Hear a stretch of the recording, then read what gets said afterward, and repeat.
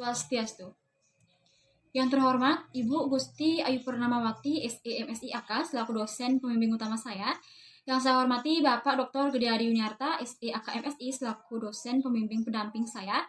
Dan yang saya hormati pula Ibu Lucy Sri Musmini, SE AK MSI, selaku dosen penelaah saya. Baik, sebelum itu perkenalkan, nama saya Nimadi Sri Dedari Sanatijaya dengan NIM 1717051114. Pada kesempatan kali ini, izinkan saya untuk mempresentasikan proposal skripsi saya yang berjudul Pengaruh Collateralizable Asset, Investment Opportunity Set, dan Growth in Net Asset terhadap kebijakan dividen pada perusahaan food and beverage. Adapun latar belakang yang melatar belakangi penelitian saya ini yaitu adanya perkembangan dan pertumbuhan sektor perekonomian di suatu negara ditandai dengan seberapa banyaknya investor yang menanamkan dana atau modalnya ke perusahaan-perusahaan sekuritas di pasar modal. Di negara Indonesia terdapat banyak perusahaan yang terdaftar di Bursa Efek Indonesia.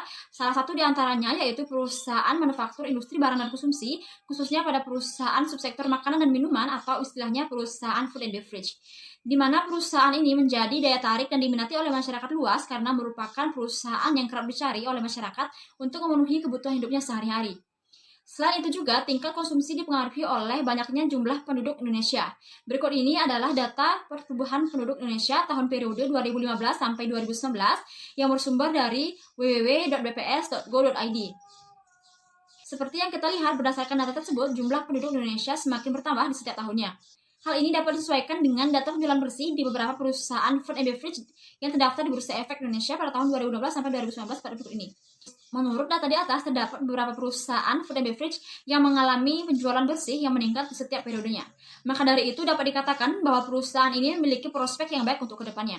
Berkembangnya perusahaan tidak lepas dari suntikan dana atas modal yang diberikan oleh pihak investor untuk menunjang kebutuhan operasional perusahaan.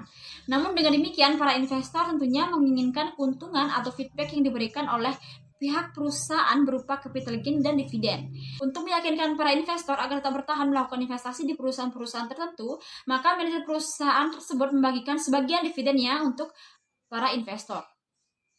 Namun, tidak jarang bahwa pihak internal perusahaan juga menginginkan laba atau keuntungan untuk mencapai tujuan perusahaan dalam jangka pendek maupun di dalam jangka panjang dan meningkatkan nilai suatu perusahaan.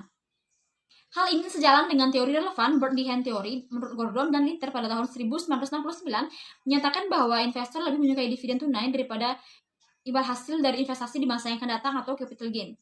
Karena menerima dividen tunai merupakan bentuk dari suatu kepastian dan pengurangan resiko. Berdasarkan penelitian Sandi tahun 2013, terdapat perbedaan kepentingan yang kerap dialami oleh pihak manajemen perusahaan, di mana pihak manajemen perusahaan cenderung mengutamakan kepentingan pribadinya, di mana hal ini tidak disukai oleh pihak investor. Perbedaan kepentingan seperti ini akan menimbulkan suatu konflik yang disebut dengan konflik keagenan. Nah, kebijakan dividen ini di setiap perusahaan tentunya berbeda, karena perusahaan yang terdaftar di Bursa Efek Indonesia tidak secara keseluruhan yang membagikan dividennya. Hanya perusahaan yang beroleh keuntungan yang bisa membagikan dividennya. Dengan demikian, kebijakan dividen merupakan salah satu keputusan yang paling penting terhadap kekhawatiran yang dihadapi oleh perusahaan. Namun ada juga perusahaan yang memperoleh keuntungan tetapi tidak membagikan dividennya. Indikator yang digunakan untuk mengukur besarnya nilai dividen yang diberikan oleh perusahaan kepada pihak investor adalah dividen payout ratio. Menurut Brigham dan Houston pada tahun 2014, faktor-faktor yang mempengaruhi kebijakan dividen adalah kesempatan investasi dan sumber modal alternatif, di mana sumber modal perusahaan ini terdiri dari penjualan saham baru dan modal yang berasal dari hutang, kepemilikan institusi, kepemilikan manajerial, dan aset yang dijaminkan atau collateralizable asset. Nah, collateralizable asset ini merupakan salah satu faktor yang mempengaruhi kebijakan dividen, di mana dimaksudkan bahwa adanya aset yang dijaminkan oleh pihak perusahaan kepada pihak kreditor. Mengacu pada hasil penelitian terdahulu, terdapat perbedaan hasil penelitian, yaitu menurut Arfan dan Maywinland pada tahun 2013, yang menyatakan bahwa collateralizable asset berpengaruh positif terhadap kebijakan dividen. Namun, terdapat hasil yang berbeda dari penelitian yang dilakukan oleh Utami pada tahun 2020 menunjukkan hasil bahwa collateralizable asset tidak berpengaruh terhadap kebijakan dividen. Selain itu, untuk melakukan investasi, perusahaan membutuhkan kesempatan atau proyek yang bisa dipilih untuk mewujudkan tujuannya, untuk menghasilkan keuntungan yang lebih banyak. Maka dari itu, perusahaan membutuhkan investment opportunity set, yaitu peluang untuk kegiatan berinvestasi di suatu perusahaan. Nah, maka dari itu hubungan investment opportunity set dengan kebijakan dividen menurut hasil penelitian Utami tahun 2020 dan Mulyaningsih pada tahun 2016 yang menyatakan bahwa terdapat hubungan positif antara investment opportunity set dengan kebijakan dividen, di mana hal ini investment opportunity set ini dapat meningkatkan kebijakan dividen suatu perusahaan. Namun adapun juga penelitian berdasarkan Utami pada tahun 2018 menunjukkan bahwa tidak adanya pengaruh yang positif antara investment opportunity set dengan kebijakan dividen. Kebijakan dividen tidak lepas dari pertumbuhan perusahaan atau istilahnya growth, di mana growth ini menunjukkan pertumbuhan aset yang digunakan dalam aset operasional perusahaan. Potensi pertumbuhan perusahaan menjadi faktor yang penting untuk menentukan kebijakan dividen. Perusahaan yang sedang tumbuh sebaiknya tidak membagikan laba perusahaan sebagai dividen, namun menggunakan laba tersebut untuk mengekspansi perusahaan. Perusahaan mengharapkan adanya pertumbuhan, sehingga pihak manajemen perlu memperhatikan kebijakan dividen. Mengacu pada penelitian Pratama DKK tahun 2015 dan Ishak pada tahun 2015 yang menyatakan bahwa hasil negatif antara asset growth dengan dividen payout ratio. Karena semakin tinggi aset growth, maka akan semakin rendah dividen payout ratio. Namun, hasil penelitian yang dilakukan oleh Hapsari pada tahun 2018 menyatakan bahwa growth aset berpengaruh positif terhadap kebijakan dividen. Yang menjadi objek penelitian dalam penelitian ini yaitu perusahaan yang terdaftar di Bursa Efek Indonesia, khususnya pada perusahaan food and beverage. Merujuk pada berita www.liputan6.com, fenomena yang terjadi yaitu adanya keputusan para pemegang saham dalam rapat umum pemegang saham tahunan, adanya perusahaan food and beverage yaitu PT Indofood Sukses Makmur Tbk yang membagikan dividen kepada pemegang saham mencapai 50% dari laba perusahaan. Tahun 2018 sebesar 4,16 triliun. Itu berarti total perusahaan tersebut sebesar 2,08 triliun. Sebelumnya, pada tahun lalu, perusahaan milik Grup Salim ini mencatatkan laba sebesar 4,17 triliun. Laba itu tumbuh tipis menjadi 0,24% dari dividen pada tahun 2017, di mana laba tersebut sebesar 4,0 triliun. Sesuai dengan data hasil penelitian yang dilakukan oleh Sari Api pada tahun 2020 dan ditambahkan dengan data dari hasil penelitian penulis, mendapatkan hasil bahwa perolehan data perusahaan food and beverage dalam membayarkan dividennya itu mengalami hasil yang berfluktuatif, di mana dapat kita lihat pada tabel berikut ini. Nah, di mana pada tabel tersebut adanya hasil yang berfluktuatif antara perusahaan PT Wilmar dengan PT Sekar Laut pada tahun periode 2015 sampai 2019. Nah, berdasarkan fenomena gap di atas dan dari hasil penelitian terdahulu yang masih berfluktuatif, adanya ketidakkonsistenan dan adanya research gap yang membuat peneliti tertarik untuk meneliti variabel-variabel tersebut, yaitu correlated variable assets, investment opportunity set, dan growth in net asset terhadap kebijakan dividen pada perusahaan food and beverage. Dan peneliti mengambil data sebanyak 5 tahun, yaitu dimulai dari tahun 2015 sampai 2019.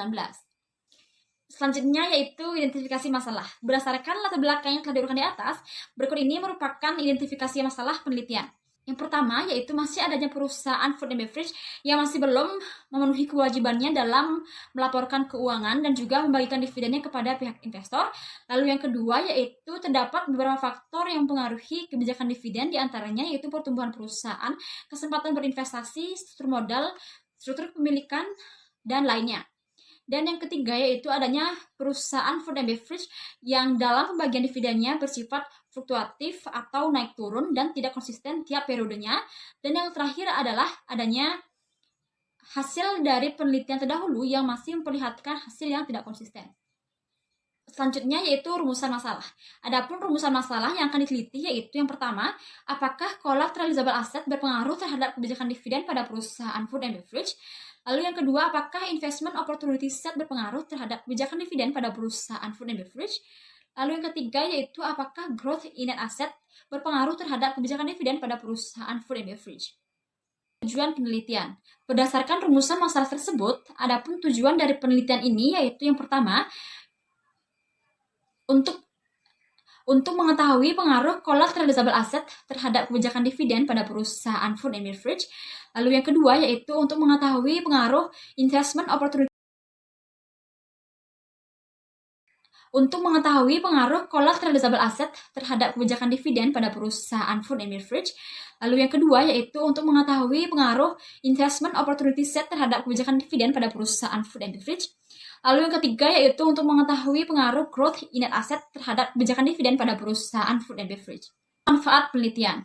Adapun manfaat penelitian yang akan diperoleh dari penelitian ini yaitu secara teoritis diharapkan akan dapat memberikan wawasan dan pengetahuan mengenai pengaruh collateralizable assets, investment opportunity set, dan growth in net asset terhadap kebijakan dividen pada perusahaan food and beverage, serta dapat dijadikan sebagai referensi untuk peneliti selanjutnya.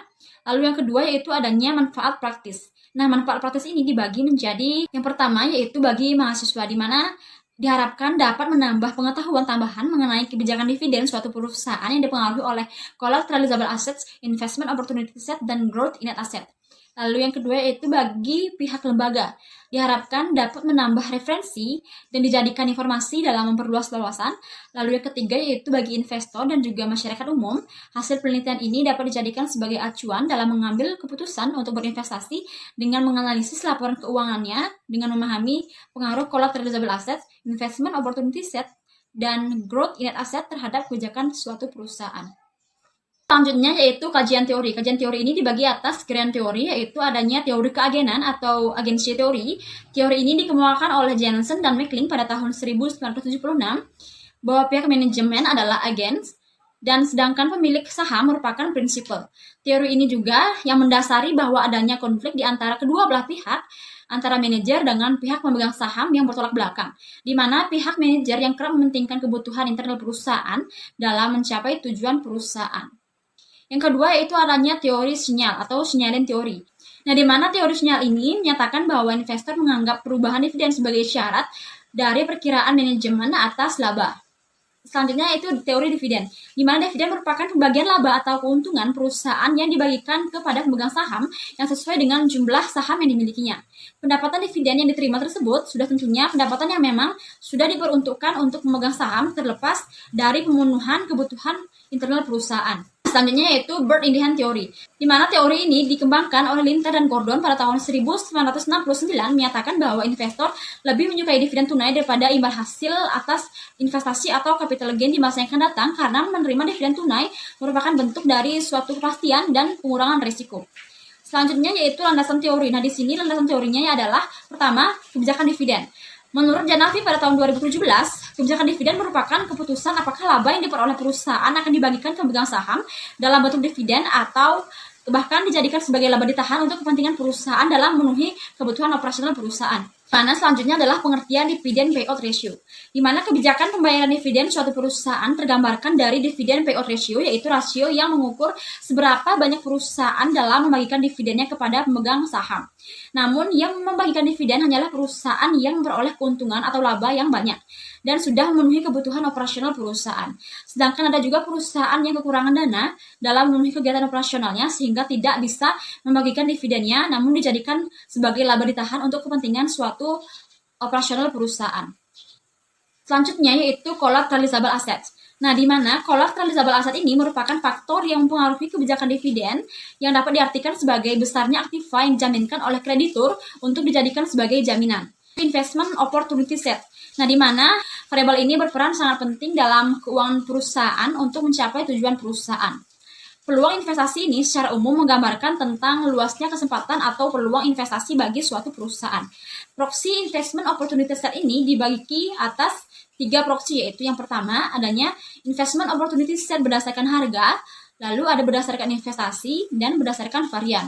Selanjutnya yaitu growth in net asset, di mana growth in net asset ini merupakan pertumbuhan aset perusahaan, di mana aset tersebut merupakan aktiva yang digunakan dalam aktivitas operasional perusahaan. Pertumbuhan atau growth yang semakin cepat dalam menghasilkan laba, maka akan semakin besar pula pengeluaran yang dibutuhkan untuk membiayai pertumbuhan perusahaan tersebut, sehingga harus membatasi dividen supaya dapat menyimpan dananya dalam perusahaan untuk kegiatan investasi dan juga untuk kepentingan mengekspansi perusahaan.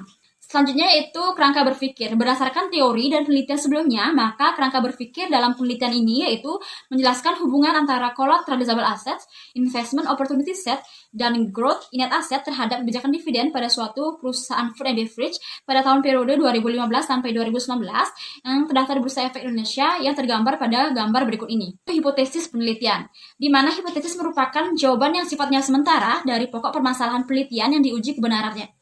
Berdasarkan pada rumusan masalah, tujuan penelitian, kajian teori yang relevan, dan dari hasil penelitian sebelumnya, maka dapat ditarik kesimpulan sebagai berikut. Selanjutnya yaitu metode penelitian. Yang pertama, rancangan penelitian.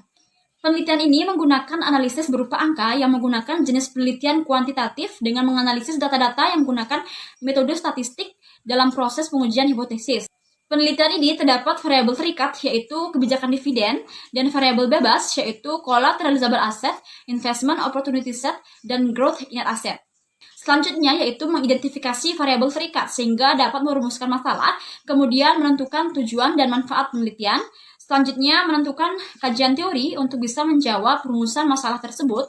Dan selanjutnya adalah menyusun hipotesis atas jawaban sementara dari suatu rumusan masalah. Itu tahap pemrosesan data yang sebelumnya perlu melakukan pengumpulan data terlebih dahulu dengan menggunakan data sekunder, yaitu data yang diperoleh dari laporan keuangan perusahaan, dan kemudian melakukan analisis data dengan menggunakan uji statistik deskriptif, uji asumsi klasik yang meliputi uji normalitas, uji multikolinearitas, uji heteroskedastisitas, dan uji autokorelasi. Selanjutnya yaitu melakukan uji hipotesis yang meliputi uji regresi linear berganda, koefisien determinasi atau R kuadrat, dan uji statistik T. Setelah melakukan seluruh proses tersebut, maka akan mendapatkan suatu hasil penelitian dan pembahasan, dan hasil tersebut sehingga dapat menarik kesimpulan. Selanjutnya yaitu populasi dan sampel, di mana populasi penelitian ini adalah perusahaan subsektor food and beverage yang terdaftar di Bursa Efek Indonesia, yaitu sebanyak 28 perusahaan. Sedangkan sampel di sini menggunakan metode purposive sampling, yaitu dalam pengambilan sampel menggunakan kriteria-kriteria tertentu sehingga sesuai dengan hasil penelitian. Dan sampel pada penelitian ini yaitu 7 perusahaan dengan kriteria-kriteria sebagai berikut. Yang pertama yaitu perusahaan food and beverage yang konsisten melaporkan dan mempublikasikan laporan keuangan atau laporan tahunan pada periode 2015 sampai 2019. Yang kedua yaitu di mana perusahaan food and beverage yang kinerjanya baik ditentukan dari konsistensinya dalam membagikan dividen dalam perhitungan dividen PO ratio pada periode 2015 sampai 2019. Lalu yang terakhir adalah perusahaan yang memperlihatkan data laporan keuangannya menggunakan nilai mata uang rupiah. Selanjutnya yaitu jenis dan sumber data, di mana jenis data yang digunakan adalah jenis data sekunder, di mana yang data-datanya telah tersedia sebelumnya. Lalu sumber data yang digunakan berasal dari data laporan keuangan perusahaan yang dapat diakses melalui website www.idx.co.id. Dan yang terakhir adalah teknik analisis data, di mana yang pertama adalah menggunakan analisis statistik deskriptif. Nah, analisis ini ditunjukkan untuk melihat profil dari penelitian tersebut dan memberikan gambaran terhadap objek yang diteliti melalui data sampel dan membuat kesimpulan yang berlaku umum. Statistik deskriptif digunakan untuk mendeskripsikan suatu data yang dilihat dari mean, median, deviasi standar, nilai minimum, dan juga nilai maksimum. Selanjutnya yaitu menggunakan uji asumsi klasik, di mana uji asumsi klasik ini dilakukan sebelum menggunakan regresi linear berganda yang terdiri dari yang pertama yaitu adanya uji normalitas, yang kedua adanya uji multikolinearitas, lalu yang ketiga yaitu adanya uji heteroskedastisitas, dan yang terakhir adalah uji autokorelasi. Dan teknik yang terakhir adalah teknik uji hipotesis. Nah, di mana hipotesis ini menggunakan analisis regresi linear berganda, menggunakan koefisien determinasi atau R2, dan yang terakhir adalah uji statistik T. Baiklah Ibu dan Bapak dosen yang terhormat, demikianlah presentasi proposal skripsi saya. Mohon maaf apabila dalam penyampaian saya tadi terdapat kekeliruan ataupun kata-kata yang tidak berkenan di hati Bapak dan Ibu dosen. Dan akhir kata saya ucapkan terima kasih dan saya tutup dengan Param Santi. Om Santi Santi Santi Om.